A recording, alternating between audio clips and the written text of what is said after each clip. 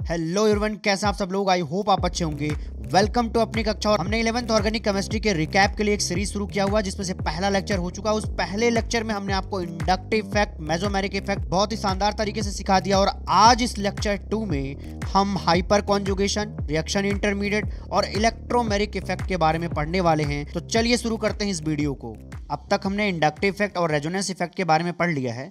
हमने inductive effect के अंदर पढ़ा था कि यहाँ पर सिग्मा बॉन्ड्स के इलेक्ट्रॉन का मूवमेंट होता है, और रेजोनेंस इफेक्ट के अंदर हमने ये पढ़ा था कि यहाँ पर पाई बॉन्ड्स के इलेक्ट्रॉन का मूवमेंट होता है। लेकिन हमें एक ऐसा इफेक्ट पढ़ना है जिसके अंदर सिग्मा का इलेक्ट्रॉन जो है पाई इलेक्ट्रॉन के साथ इंटरेक्ट करेगा, या हम बोल दें कि जो हमारा सिग्मा इलेक्ट्रॉन होगा वो पी ऑर्बिटल के साथ इंटरेक्ट कर रहा होगा। तो इस अजूबे इफेक्ट को हाइपर कॉन्जुगेशन बोलते हैं। हाइपर कॉन्जुगेशन के अंदर जो सिग्मा इलेक्ट्रॉन हम लेते हैं वो कार्बन और हाइड्रोजन के बॉन्ड का सिग्मा इलेक्ट्रॉन लेते हैं, और वो सिग्मा इलेक्ट्रॉन इंटरेक्ट करता है कार्बन के पी ऑर्बिटल से या कार्बन के पाई बॉन्ड से। हाइपर कॉन्जुगेशन इफेक्ट हमें कार्बोकैटायन के अंदर देखने को मिलता है, एल्कीन के अंदर देखने को मिलता है, और बेंजीन के अंदर देखने को मिलता है। तो चलिए पढ़ते हैं कि आखिरकार हाइपर कॉन्जुगेशन इफेक्ट को हम कैसे कार्बोकैटायन में लगाएंगे। एग्जाम्पल के तौर पे हम CH3CH2 पॉजिटिव ले लेते हैं, जो कि एक कार्बोकैटायन है। यहाँ पर कार्बन पर पॉजिटिव चार्ज है, तो यहाँ पर क्या होगा, एक वैकेंट पी ऑर्बिटल होगा, और इस वैकेंट पी ऑर्बिटल को इलेक्ट्रॉन देने के लिए कार्बन और हाइड्रोजन बॉन्ड अपने इलेक्ट्रॉन जो है उनकी तरफ बढ़ा देंगे।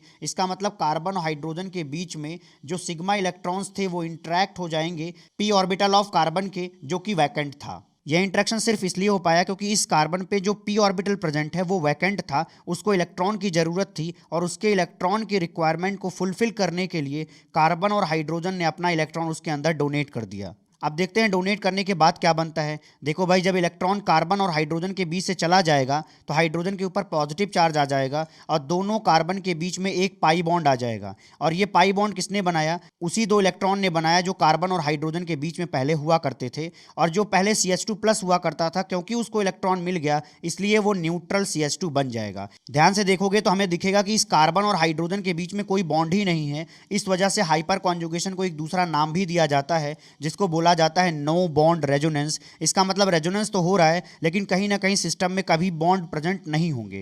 अब हम समझते हैं कि हमारे पहले स्ट्रक्चर में क्या हुआ था। पहले वाले स्ट्रक्चर में कार्बन और हाइड्रोजन का सिग्मा बॉन्ड टूटा, और दूसरे वाले स्ट्रक्चर में जाकर के कार्बन और कार्बन का पाई बॉन्ड बन गया। तो इस तरीके से हाइपर कॉन्जुगेशन के अंदर हम सिग्मा बॉन्ड तोड़ते हैं और पाई बॉन्ड का फॉर्मेशन करते हैं। अभी जो हमने पढ़ा उसका ऑर्बिटल रिप्रेजेंटेशन देख लेते हैं। हमने देखा कि ये कार्बन कैसा था, sp3 हाइब्रिडाइज्ड ऑर्बिटल था। अगर sp3 हाइब्रिडाइज्ड था, इसका मतलब सिग्मा बॉन्ड किससे बने होंगे? sp3 हाइब्रिडाइज्ड कार्बन से बने होंगे, और हाइड्रोजन ने अपना क्या दिया होगा? 1s दिया होगा। तो इस तरीके से हम सिर्फ अभी एक बॉन्ड पर फोकस करेंगे। यहाँ पर जो ये ऑर्बिटल दिख रहा है, ये ऑर्बिटल क्या है? ये sp3 hybridised orbital of carbon है। ये वाला हाइड्रोजन का 1s है। इन दोनों के बीच में 2 इलेक्ट्रॉन होंगे क्योंकि उसने सिग्मा बना रखा है। सामने हमने कार्बन के ऊपर p ऑर्बिटल बना रखा है जो कि वैकेंट है, उसके ऊपर हमने पॉजिटिव चार्ज लिख रखा है। ये जो आपको इलेक्ट्रॉन दिख रहा है, ये इलेक्ट्रॉन जंप कर जाएंगे इस पॉजिटिव के ऊपर, तो इन दोनों के बीच में क्या होगा? पाई बॉन्ड का फॉर्मेशन हो जाएगा, और हमने हाइड्रोजन का इलेक्ट्रॉन उठा करके आगे कर दिया, इस वजह से हाइड्रोजन के ऊपर पॉजिटिव चार्ज आ जाएगा, तो ये H+ के फॉर्म में रहेगा। तो इस तरीके से हमें स्ट्रक्चर 1 से स्ट्रक्चर 2 मिल जाता है, और स्ट्रक्चर 2 में थोड़ी देर रहने के बाद ये इलेक्ट्रॉन दोबारा H+ की तरफ आता है, फिर से कार्बन और हाइड्रोजन का बॉन्ड दोबारा बन जाता है। इस वजह से हम यहाँ पे रेजोनेंस वाला साइन बनाएंगे, क्योंकि हम स्ट्रक्चर 1 से 2 बना रहे हैं, बाद में हम 2 से 1 बना रहे हैं। आपके मन में सवाल होगा कि सर यहाँ पर तो 3 हाइड्रोजन थे, तो सिर्फ क्या एक हाइड्रोजन ही इंटरेक्ट करेगा इस पी ऑर्बिटल के साथ? जवाब है नहीं। इसका मतलब ये हुआ कि हमारे पास जो ये 3 सिग्मा बॉन्ड हैं, ये 3 सिग्मा बॉन्ड के इलेक्ट्रॉन बारी बारी से जाकर के इंटरेक्ट कर रहे होंगे वैकेंट पी ऑर्बिटल के साथ। अब हम एल्कीन के अंदर हाइपर कॉन्जुगेशन देखेंगे। एल्कीन हमने ले रखा है CH3 CH double bond CH2। तो देखो भाई, ये क्या है? पाई बॉन्ड है। इस पाई बॉन्ड के जस्ट बगल में हमने CH3 बना रखा है। इस कार्बन पर 3 हाइड्रोजन बॉन्ड प्रेजेंट हैं। इस तीनों हाइड्रोजन बॉन्ड में से अभी हम सिर्फ एक कार्बन हाइड्रोजन बॉन्ड पर फोकस करेंगे। यहाँ पर कार्बन और हाइड्रोजन के बीच में जो इलेक्ट्रॉन होता है वो आगे की तरफ बढ़ता है, और कार्बन के बीच में एक पाई बॉन्ड बनने लग जाता है, और जो हमारा पहले से बना हुआ पाई बॉन्ड होता है उसका इलेक्ट्रॉन उठ करके CH2 के ऊपर चला जाता है।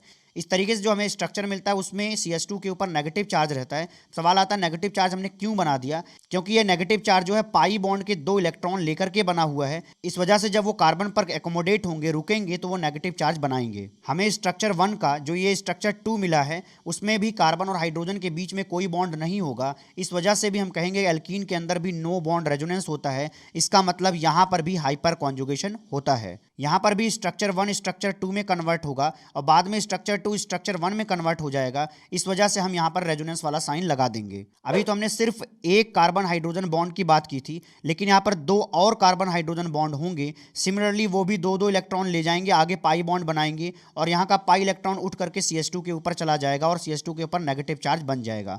इसका मतलब यहाँ पर 3 नो बॉन्ड रेजोनेंस का स्ट्रक्चर मिलेगा या 3 हाइपर कॉन्जुगेटिव स्ट्रक्चर दिखेंगे और वो तीनों हाइपर कॉन्जुगेटिव स्ट्रक्चर आइडेंटिकल होंगे, एक जैसे होंगे। हमारा नेक्स्ट एग्जांपल है बेंजीन। हमने बेंजीन पर CH3 लगा दिया है जिसको हम टोलुइन बोलते हैं। तो हम ये देखेंगे टोलुइन के अंदर हाइपर कॉन्जुगेशन कैसे लिखा जाता है। यहाँ पर भी हम कार्बन हाइड्रोजन के एक बॉन्ड पर फोकस करेंगे। वहाँ पर जो ये 2 इलेक्ट्रॉन आपको दिख रहे हैं, ये दोनों इलेक्ट्रॉन क्या होंगे, आगे की तरफ आएंगे तो पाई के इलेक्ट्रॉन जो है कार्बन के ऊपर आ जाएंगे। इस वजह से हमें कार्बन के ऊपर क्या मिलेगा, नेगेटिव चार्ज मिलेगा और CH2 और बेंजीन के पहले कार्बन के बीच में हमें एक पाई बॉन्ड मिलता हुआ दिखेगा और कार्बन और हाइड्रोजन के बीच में कोई इलेक्ट्रॉन नहीं होगा क्योंकि इसका इलेक्ट्रॉन ही आपने पाई बॉन्ड के अंदर डाल दिया है। यहाँ तक तो हमें हाइपर कॉन्जुगेशन दिख रहा होता है, लेकिन इसके आगे भी हम रेजोनेंस करा सकते हैं। देखिए यहाँ पर कार्बन पर क्या प्रेजेंट है, नेगेटिव चार्ज प्रेजेंट है। इसके बाद एक सिग्मा बॉन्ड है, इसके बाद पाई बॉन्ड है। इसका मतलब यहाँ पर कॉन्जुगेशन की कंडीशन सेटिस्फाई हो रही है। इस वजह से हम यहाँ पे रेजोनेंस कर सकते हैं। तो वो रेजोनेंस करके देखेंगे। देखो नेगेटिव चार्ज यहाँ पे आएगा तो ये पाई इलेक्ट्रॉन्स उठ करके कार्बन के ऊपर चले जाएंगे, तो इस कार्बन के ऊपर नेगेटिव चार्ज आएगा और पाई बॉन्ड यहाँ पर आ जाएगा। अब हमें इस कार्बन पर नेगेटिव चार्ज मिल चुका है और ये नेगेटिव चार्ज यहाँ पर आएगा तो ये वाला जो पाई इलेक्ट्रॉन है, ये दोनों इलेक्ट्रॉन उठ करके इस वाले कार्बन पे आ जाएंगे। तो इस तरीके से हमें अगला रेजोनेटिंग स्ट्रक्चर मिल जाएगा जहाँ पर इस कार्बन के ऊपर क्या मिलेगा, नेगेटिव चार्ज मिलेगा और यहाँ पर पाई बॉन्ड बन चुका होगा। इस स्ट्रक्चर के अंदर जो ये नेगेटिव चार्ज है, ये जब आगे की तरफ आएगा तो यहाँ का पाई बॉन्ड जाकर के यहाँ पर सिग्मा बना रहा होगा कार्बन और हाइड्रोजन के बीच में, क्योंकि यहाँ पर H+ था और उसको क्या मिल जाएगा, इलेक्ट्रॉन मिल जाएगा। इस वजह से यहाँ पर एक सिग्मा बॉन्ड बन जाएगा और हाइड्रोजन हमारा न्यूट्रल हो जाएगा। तो हमें इस तरीके से टोलुइन के ये 5 रेजोनेटिंग स्ट्रक्चर मिल जाएंगे जिसकी शुरुआत में हमने हाइपर कॉन्जुगेशन करा रखा है और बाद में हम रेजोनेंस की फिनोमिना लगा करके नेगेटिव चार्ज को मूव कराते हैं। इन स्ट्रक्चर्स को अगर आपने ध्यान से देखा होगा तो आपको दिखेगा कि CH3 के ऑर्थो पोजीशन और पैरा पोजीशन पर आपको नेगेटिव चार्जेस मिल रहे होंगे। देखिए यहाँ पर ये नेगेटिव चार्ज कहाँ है, ऑर्थो पोजीशन पर। ये वाला नेगेटिव चार्ज कहाँ है, पैरा पोजीशन पर।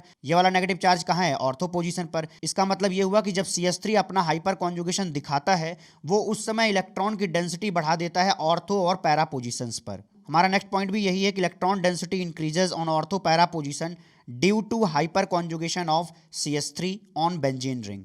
हमारा नेक्स्ट पॉइंट है इलेक्ट्रोफाइल एंड न्यूक्लियोफाइल। पहले हम इलेक्ट्रोफाइल वाले पार्ट पर फोकस करेंगे। इलेक्ट्रोफाइल को हम 2 पार्ट में तोड़ लेते हैं, इलेक्ट्रो प्लस फाइल। यहाँ पर इलेक्ट्रो बता रहा है इलेक्ट्रॉन्स को और फाइल का मतलब होता है लविंग नेचर। कुल मिलाकर के हुआ इलेक्ट्रॉन लविंग स्पीसीज। इलेक्ट्रॉन के ऊपर कौन सा चार्ज होता है, नेगेटिव चार्ज होता है। तो इलेक्ट्रोफाइल को हम नेगेटिव चार्ज लविंग स्पीसीज बोल सकते हैं। अब भाई नेगेटिव चार्ज के लिए मोहब्बत किसके अंदर आएगी, जिसके ऊपर पॉजिटिव चार्ज होगा या तो जिसके पास वैकेंट ऑर्बिटल्स होंगे। भाई जिसको इलेक्ट्रॉन्स की कमी होगी इसी वजह से उसके अंदर मोहब्बत आ रही होगी। इसका मतलब ये हुआ अगर किसी सिस्टम पर पॉजिटिव चार्ज है और वहां पर वैकेंट ऑर्बिटल प्रेजेंट है तो हम उसको इलेक्ट्रोफाइल बोल सकते हैं। यहाँ पर आप बहुत सारे एग्जांपल दे सकते हो, जैसे H+, C+, तो इसको देख करके पता चल रहा है इसके ऊपर क्या पॉजिटिव चार्ज है, तो ये क्या हो सकते हैं, इलेक्ट्रोफाइल हो सकते हैं। अगला है BH3। BH3 में हमें कोई भी पॉजिटिव चार्ज नहीं दिख रहा है, लेकिन बोरॉन के ऊपर क्या होता है, वैकेंट p ऑर्बिटल होता है। इसका मतलब इलेक्ट्रॉन को वो अपने वैकेंट p ऑर्बिटल में ले सकता है। इस वजह से जो BH3 होगा वो एक इलेक्ट्रोफाइल होगा। हमारा अगला एग्जाम्पल RCO पॉजिटिव। तो देखिए कार्बन पे कौन सा चार्ज आ रहा है, पॉजिटिव चार्ज। इस वजह से ये भी क्या होगा, एक इलेक्ट्रोफाइल होगा। अब हम बात करेंगे न्यूक्लियोफाइल के। न्यूक्लियोफाइल को भी हम 2 पार्ट में तोड़ देते हैं, न्यूक्लियो एंड फाइल।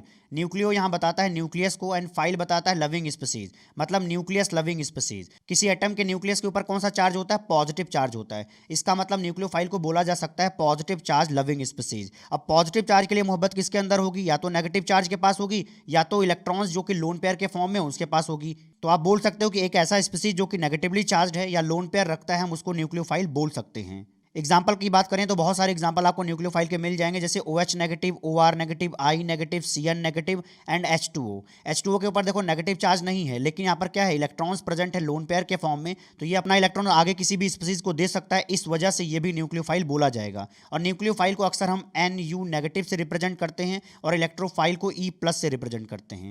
एक रिएक्शन है जो 12th में हमें बार बार देखने को मिलेगी, वो है इलेक्ट्रोफिलिक सब्स्टिट्यूशन रिएक्शन। लेकिन इसको 11th में बहुत अच्छे तरीके से समझाया गया है आपके एनसीईआरटी के अंदर, तो मैं यहाँ पर बता देता हूँ आपको। नाम में देखिए क्या लिखा है, इलेक्ट्रोफिलिक सब्स्टिट्यूशन। सब्स्टिट्यूशन का मतलब होता है किसी की जगह पर किसी को ले आना, और सब्स्टिट्यूशन के आगे क्या लिखा है, इलेक्ट्रोफिलिक। इसका मतलब ये हुआ कि किसी इलेक्ट्रोफाइल को दूसरे इलेक्ट्रोफाइल से रिप्लेस कर देना। मतलब एक इलेक्ट्रोफाइल को हटा दो और दूसरे इलेक्ट्रोफाइल को लगा दो, इसी को इलेक्ट्रोफिलिक सब्स्टिट्यूशन रिएक्शन कहते हैं। बेंजीन जो है इलेक्ट्रोफिलिक सब्स्टिट्यूशन रिएक्शन देता है। बेंजीन के सामने जब कोई इलेक्ट्रोफाइल आता है तो वो अपने अंदर से एक H+ निकालता है और उस वाले इलेक्ट्रोफाइल को खुद लगा लेता है। तो क्या हो जाता है, यहाँ से H+ हट जाएगा, उसकी जगह पे E आ जाएगा, E मतलब इलेक्ट्रोफाइल, और वहां से H+ निकल जाएगा। यहाँ पर एक्चुअली हमने किया क्या, H+ को निकाल दिया और E+ को लगा दिया। इसका मतलब एक इलेक्ट्रोफाइल आया तो दूसरा इलेक्ट्रोफाइल चला गया, क्योंकि H+ भी क्या है, एक इलेक्ट्रोफाइल है, और एक दूसरा इलेक्ट्रोफाइल जो हमने माना हुआ है E+, वो अब आ चुका है। इसका मतलब हमने वहां पर सब्स्टिट्यूशन रिएक्शन करवा दिया है। बेंजीन के जो 6 हाइड्रोजन होते हैं वो सारे हाइड्रोजन आइडेंटिकल होते हैं,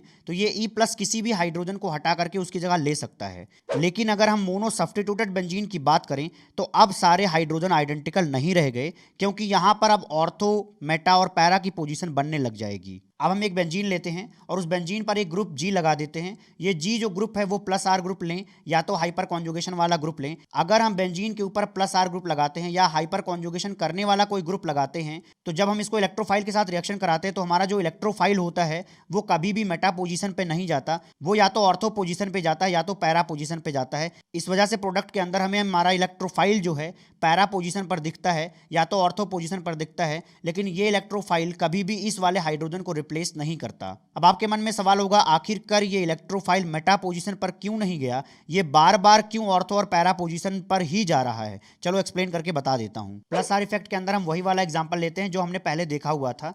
बेंजीन के ऊपर NH2 ग्रुप है, मतलब वो एनिलीन है। एनिलीन में जो नाइट्रोजन होता है उसके ऊपर लोन पेयर होगा, तो वो लोन पेयर क्या करेगा, बेंजीन को डोनेट करेगा। अगर बेंजीन को डोनेट करेगा तो बेंजीन के ऊपर कौन सा चार्ज आएगा, नेगेटिव चार्ज आ जाएगा। ये नेगेटिव चार्ज हमें कहां कहां देखने को मिलते हैं, ऑर्थो, पैरा, फिर से हमें बाद में ऑर्थो वाले पोजीशन पे देखने को मिलते हैं। अगर मैं आपसे बोलूं कि इस एनिलीन के सामने हम एक इलेक्ट्रोफाइल ला करके रख दें तो ये इलेक्ट्रोफाइल कहां जाना पसंद करेगा, क्या ये कभी मेटा पोजीशन पर जाना पसंद करेगा? तो आपका जवाब होना चाहिए नहीं, क्योंकि एक बार भी मेटा पोजीशन पर नेगेटिव चार्ज नहीं आ रहा है। अगर नेगेटिव चार्ज मेटा पोजीशन पर नहीं आएगा तो वो इलेक्ट्रोफाइल वहां पर क्यों जाना चाहेगा? यहाँ पर जो इलेक्ट्रोफाइल होता है वो ऑर्थो और पैरा पोजीशन पे सिर्फ इस वजह से जाता है क्योंकि ऑर्थो और पैरा पोजीशन पर ही नेगेटिव चार्ज आते हैं। इस वजह से रिएक्शन के अंदर हमारा इलेक्ट्रोफाइल ऑर्थो और पैरा पोजीशन पे जाता है with respect to NH2 group. I hope आपको इतनी बात समझ में आ गई होगी। नेक्स्ट एग्जांपल हम हाइपर कॉन्जुगेशन का लेते हैं। यहाँ पर मैंने बेंजीन पर CH3 लिख रखा है, इसको भी मैंने पहले बता दिया है। मान लीजिए इस टॉलुइन के पास E+ आता है तो वो E+ कहाँ जाना चाहेगा? क्या वो मेटा पोजीशन पे कभी जाना चाहेगा? नहीं जाना चाहेगा। क्यों? क्योंकि मेटा पोजीशन पे कभी भी नेगेटिव चार्ज नहीं आता। क्योंकि इलेक्ट्रोफाइल के पास चांस है तो वो निश्चित रूप से वहीं जाना चाहेगा जहां पर नेगेटिव चार्ज मौजूद होगा, और नेगेटिव चार्ज कहां पर है, ऑर्थो और पैरा पोजीशन पर है विद रिस्पेक्ट टू CH3। इस वजह से प्रोडक्ट के अंदर जब हम टॉलुइन की रिएक्शन E+ के साथ कराएंगे तो हमें ऑर्थो और पैरा के प्रोडक्ट मिल रहे होंगे। इसका मतलब ये हुआ कि हमारा जो +R ग्रुप होता है और जो हमारा हाइपर कॉन्जुगेशन शो करने वाला ग्रुप होता है, ये दोनों ऑर्थो पैरा डायरेक्टिंग होते हैं। ऑर्थो पैरा डायरेक्टिंग का मतलब वो इलेक्ट्रोफाइल को या तो ऑर्थो पर भेजते हैं या तो पैरा पर भेजते हैं। तो याद रखिएगा, +R ग्रुप और hyper conjugation ortho para directing होते हैं क्योंकि वो इलेक्ट्रोफाइल को ऑर्थो और पैरा पोजीशन पर भेज रहे होते हैं। अब हम नेक्स्ट कंडीशन की बात करेंगे जहां पर हमें एक बेंजीन दिया गया है। इस बेंजीन पर कोई ग्रुप G लगा दिया गया। अगर मान लो ये ग्रुप जो G है वो -R ग्रुप है, तो एक्सपेरिमेंट के अंदर देखा जाता है कि उसके सामने जब इलेक्ट्रोफाइल आता है तो ये -R ग्रुप उसको मेटा पोजीशन पर भेज देता है, उसको वो ऑर्थो और पैरा पोजीशन पर नहीं भेजता। अब इस एक्सपेरिमेंटल फैक्ट का हम एक्सप्लेनेशन कैसे देंगे, हम चलिए देख लेते हैं। -R इफेक्ट के लिए हमने यहाँ पर CHO ग्रुप लगा रखा है, मतलब एल्डिहाइड का ग्रुप लगा रखा है बेंजीन के ऊपर। बेंजीन के ऊपर जब हम एल्डिहाइड लगाएंगे तो वो बेंजीन का ही इलेक्ट्रॉन अपनी तरफ खींचेगा। अगर अपनी तरफ खींचेगा तो बेंजीन के ऊपर कौन से चार्ज आएंगे, पॉजिटिव चार्जेस आएंगे, और वो पॉजिटिव चार्जेस कहाँ पर आएंगे, ऑर्थो और पैरा पोजीशन पर आएंगे। अब एक बात बताओ, अगर इस बेंजल्डिहाइड के सामने हम कोई इलेक्ट्रोफाइल ला करके छोड़ दें तो वो कहाँ जाना चाहेगा? क्या वो ऑर्थो पोजीशन पे जाना चाहेगा? क्या वो पैरा पोजीशन पे जाना चाहेगा? तो जवाब है नहीं, क्योंकि इलेक्ट्रोफाइल के ऊपर खुद ही E+ है, इसका मतलब पॉजिटिव चार्ज है, तो वो ऐसे कार्बन के पास नहीं जाना चाहेगा जहां पर पहले से ही पॉजिटिव चार्ज प्रेजेंट होगा। इसका मतलब ये हुआ कि हमारा E+ ऑर्थो और पैरा पोजीशन पे तो नहीं जाएगा। अब ई प्लस के पास सिर्फ एक चांस बचता है और वो चांस है मेटा पोजीशन, क्योंकि मेटा पोजीशन पर कभी भी पॉजिटिव चार्ज नहीं आएगा। अगर यहाँ पर पॉजिटिव चार्ज नहीं आएगा इसका मतलब यहाँ पर कुछ तो इलेक्ट्रॉन डेंसिटी होगी, इस वजह से ये ई प्लस इसी मेटा पोजीशन को पकड़ लेगा। तो इस तरीके से हमारा जो एल्डिहाइड ग्रुप है वो क्या बन जाएगा, मेटा डायरेक्टिंग बन जाएगा, क्योंकि उसने इलेक्ट्रोफाइल को कहाँ भेज दिया, मेटा पोजीशन पर भेज दिया। हमारा नेक्स्ट टॉपिक है activity of benzene for electrophilic substitution reaction. जितने भी हमारे ग्रुप से एटम्स होते हैं हम उनको दो कैटेगरी में डिवाइड कर देते हैं। पहला होता है एक्टिवेटिंग ग्रुप, दूसरा होता है डीएक्टिवेटिंग ग्रुप। एक्टिवेटिंग ग्रुप वो होते हैं जो बेंजीन के अंदर इलेक्ट्रॉन डालने की कोशिश कर रहे होते हैं, जैसे मान लीजिए प्लस आर ग्रुप या कोई हाइपर कॉन्जुगेशन शो करने वाला ग्रुप। ये दोनों क्या करते हैं, बेंजीन को इलेक्ट्रॉन दे रहे होते हैं। अगर वो बेंजीन को इलेक्ट्रॉन देंगे तो उसकी तरफ इलेक्ट्रोफाइल आसानी से आना चाहेगा। इसका मतलब उस समय बेंजीन क्या हो गया, एक्टिव हो गया फॉर इलेक्ट्रोफिलिक सब्स्टिट्यूशन रिएक्शन। अब हम बात करेंगे डीएक्टिवेटिंग ग्रुप की। हमारे पास जो बेंजीन, अगर इस बेंजीन पर हम कोई माइनस आर ग्रुप लगा दें तो वो क्या करेगा, बेंजीन के अंदर से इलेक्ट्रॉन लेकर के बाहर जाएगा। अगर बेंजीन के अंदर से इलेक्ट्रॉन बाहर की तरफ जाएगा इसका मतलब बेंजीन अब डीएक्टिवेट हो रहा है with respect to electrophilic substitution reaction, क्योंकि इलेक्ट्रोफाइल किसी ऐसे बेंजीन पर आना पसंद नहीं करेगा जहां पर इलेक्ट्रॉन की कमी हो, क्योंकि इलेक्ट्रोफाइल को तो भैया इलेक्ट्रॉन पसंद है और बेंजीन के पास अगर इलेक्ट्रॉन है तभी आसानी से गठबंधन हो पाएगा। इसका मतलब ये हुआ हमारे माइनस आर ग्रुप जो होते हैं वो डीएक्टिवेटिंग ग्रुप का काम करते हैं इलेक्ट्रोफिलिक सब्स्टिट्यूशन रिएक्शन के अंदर। एक बात यहां पर ध्यान देना कि जो एक्टिवेटिंग ग्रुप्स होते हैं वो ऑर्थो पैरा डायरेक्टिंग नेचर के भी होते हैं। जो हमारे डीएक्टिवेटिंग ग्रुप होते हैं वो मेटा डायरेक्टिंग होते हैं,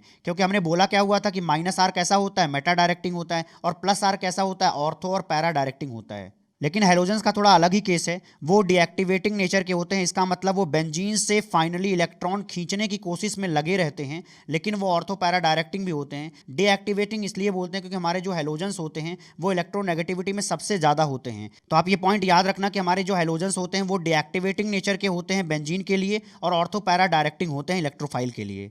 हमारा नेक्स्ट टॉपिक है रिएक्शन इंटरमीडिएट्स। जब रिएक्शन हो रही होती है तो उस रिएक्शन के बीच में कुछ बहुत ही रिएक्टिव स्पीसीज बनती हैं, उसी रिएक्टिव स्पीसीज को हम रिएक्शन इंटरमीडिएट्स बोलते हैं। बोर्ड के हिसाब से हमें 3 रिएक्शन इंटरमीडिएट देखने पड़ते हैं, जिसमें से पहला है कार्बोकैटायन, दूसरा है कार्बन आयन और तीसरा है रेडिकल। इन तीनों के फॉर्मेशन के बारे में जीओसी लेक्चर 1 में हमने देख लिया था। अब हम स्टेबिलिटी ऑफ रिएक्शन इंटरमीडिएट की बात करेंगे। किसी भी स्पीसीज की रिएक्टिविटी ज़्यादा कब होती है, जब उस स्पीसीज पर चार्ज खूब ज़्यादा होगा तो वो अपने काउंटर पार्ट को ढूंढ कर उससे जल्दी रिएक्शन कर जाएगा। इस वजह से हम ये कहेंगे कि किसी स्पीसीज पर अगर चार्ज डेंसिटी ज़्यादा है तो उसकी रिएक्टिविटी क्या होगी, ज़्यादा होगी। देखो, अगर किसी की रिएक्टिविटी बहुत ज़्यादा है तो उसकी स्टेबिलिटी क्या होगी, बहुत ही कम होगी, क्योंकि रिएक्टिविटी और स्टेबिलिटी क्या होते हैं, एक दूसरे के इम्प्रपोर्शनल होते हैं। अरे भाई, अगर कोई चीज़ स्टेबल है उसका साफ मतलब है वो रिएक्शन नहीं करना चाहता है, इसका मतलब वो रिएक्टिव नहीं है। तो इस तरीके से हम बोल सकते हैं अगर किसी स्पीसीज पर चार्ज डेंसिटी ज़्यादा होगी तो उसकी रिएक्टिविटी ज़्यादा होगी और उसकी स्टेबिलिटी क्या होगी, मिनिमम होगी, कम से कम होगी।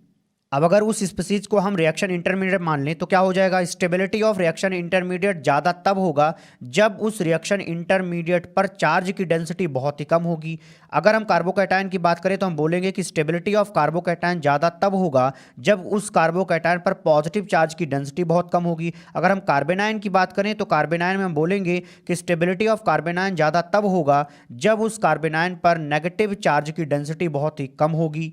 चलिए अब बात करते हैं कार्बोकैटायन की स्टेबिलिटी के बारे में। कार्बोकैटायन क्या होता है, एक इलेक्ट्रॉन डेफिशिएंट स्पीसीज होता है, उस पर इलेक्ट्रॉन की कमी होता है। ये बात मैं कैसे बोल पा रहा हूँ, कार्बोकैटायन का एग्जांपल हम ले लेते हैं CH3 पॉजिटिव। तो CH3 पॉजिटिव में जो कार्बन है उस कार्बन पर कितने इलेक्ट्रॉन्स प्रेजेंट होंगे, टोटल 6 इलेक्ट्रॉन्स होंगे, क्योंकि वहां पर कितने बॉन्ड बन रहे हैं, 3 बॉन्ड बन रहे हैं और हर बॉन्ड में 2 इलेक्ट्रॉन होगा, तो उस कार्बन से अटैच सिर्फ 6 इलेक्ट्रॉन्स होंगे। इसका मतलब ये हुआ कि कार्बन के पास 8 इलेक्ट्रॉन नहीं है, वहां पर इलेक्ट्रॉन की कमी है। इस वजह से CH3 पॉजिटिव एक इलेक्ट्रॉन डेफिशिएंट स्पीसीज होगा। जो इलेक्ट्रॉन डेफिशिएंट स्पीसीज होता है हम उसको इलेक्ट्रोफाइल बोलते हैं। अब किसी इलेक्ट्रॉन डेफिशिएंट स्पीसीज को अगर हमें स्टेबल बनाना है, ऐसा बनाना कि जो सर्वाइव कर सके, तो उसके लिए हमें उसको इलेक्ट्रॉन देना पड़ेगा, क्योंकि उसकी डिफिशियंसी अगर कम हो जाएगी तो वो उतना ज्यादा रिएक्टिव नहीं रह पाएगा। तो ऐसे कौन कौन से इफेक्ट हैं जो इलेक्ट्रॉन देने का काम करते हैं, तो पहला इफेक्ट होगा प्लस आर, दूसरा क्या मान लीजिए प्लस आई, और तीसरा क्या होगा हाइपर कॉन्जुगेशन। तो ये तीनों इफेक्ट क्या करते हैं, इलेक्ट्रॉन देने का काम करते हैं। इस वजह से हम बोलेंगे कि प्लस आर प्लस आई और हाइपर कॉन्जुगेशन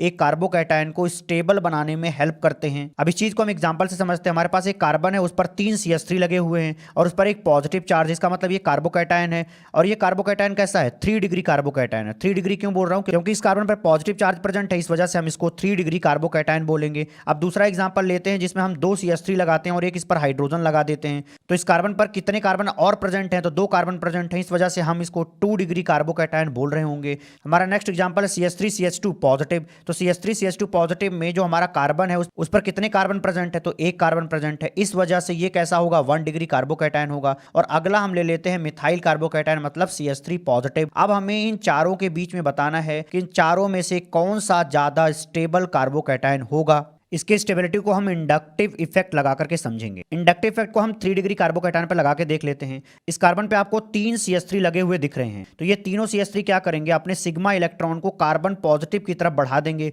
सपोर्ट करेंगे कि जाओ भाई इलेक्ट्रॉन को सपोर्ट करो और पॉजिटिव चार्ज की यहाँ पे डेंसिटी को कम कर दो। जब इलेक्ट्रॉन की डेंसिटी जो है कार्बन पॉजिटिव की तरफ आएगी तो यहाँ पर जो कार्बन पर पॉजिटिव चार्ज है उसकी डेंसिटी क्या होगी? घटने लग जाएगी। किसकी डेंसिटी की बात कर रहा हूं मैं? कार्बन पर जो पॉजिटिव चार्ज है उस पॉजिटिव चार्ज की जो डेंसिटी है वो घटने लग जाएगी, क्योंकि उसको इलेक्ट्रॉन का वहां पे सपोर्ट मिल रहा है। अब हम बात करते हैं 2 डिग्री कार्बोकैटायन में। यहां तो भैया केवल 2 लोग हैं इलेक्ट्रॉन सपोर्ट करने के लिए, जबकि 1 डिग्री में सिर्फ 1 कार्बन है इलेक्ट्रॉन सपोर्ट करने के लिए। और मिथाइल कार्बोकैटायन में तो इस CH3 से कोई और जुड़ा भी नहीं है कि जो इसको इलेक्ट्रॉन को सपोर्ट कर पाए। तो आपको दिख रहा है कि 3 डिग्री कार्बोकैटायन में उसको सबसे ज्यादा सपोर्ट मिलता है with respect to 2 degree, with respect to 1 degree. इसका मतलब ये हुआ कि हमारा जो 3 डिग्री कार्बोकैटायन है वो ज्यादा स्टेबल होगा with respect to 2 degree and with respect to 1 degree, और जो 1 डिग्री है वो मिथाइल कार्बोकैटायन से ज्यादा स्टेबल होगा। इस चीज को हम हाइपर कॉन्जुगेशन से भी समझ सकते हैं। 3 डिग्री कार्बोकैटायन के अंदर 9 ऐसे हाइड्रोजन्स यहां पर मौजूद हैं जो अपने कार्बन हाइड्रोजन के बीच के इलेक्ट्रॉन को सपोर्ट कर देंगे कार्बन पॉजिटिव की तरफ। इसका मतलब यह हुआ कि यहां पर 9 हाइड्रोजन होंगे